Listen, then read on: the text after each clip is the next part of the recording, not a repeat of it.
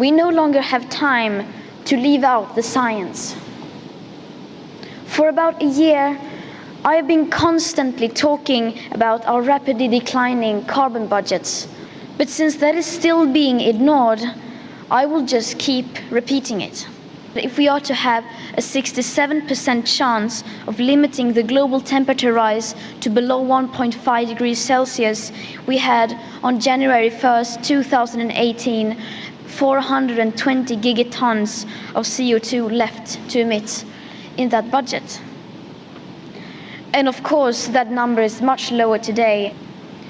With today's emissions levels, that remaining budget will be gone within about 8 years. Richer countries need to do their fair share and get down to real zero emissions much faster, and then help poorer countries do the same. And why is it so important to stay below 1.5 degrees? Because even at 1 degree, people are dying from the climate crisis. Because that is what the United Science calls for, to avoid destabilizing the climate, so that we have the best possible chance to avoid setting off irreversible chain reactions. 100 companies are responsible for 71% of global emissions. The richest 10% of the world's population produce half of our CO2 emissions, while the poorest 50% account for just 1/10. Finding holistic solutions is what the COP should be all about.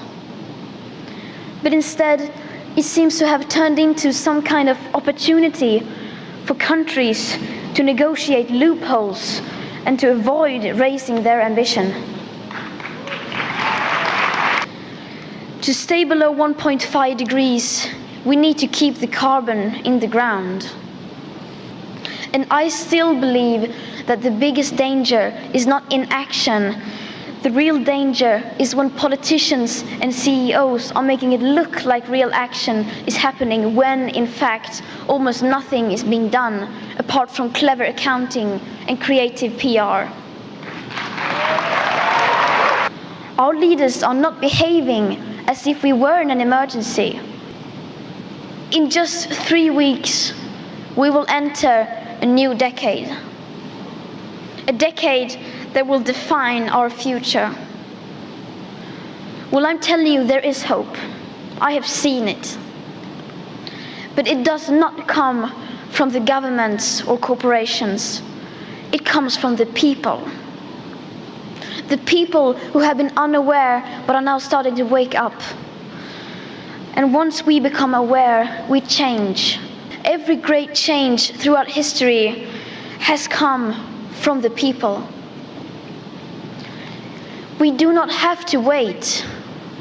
We can start the change right now. We, the people.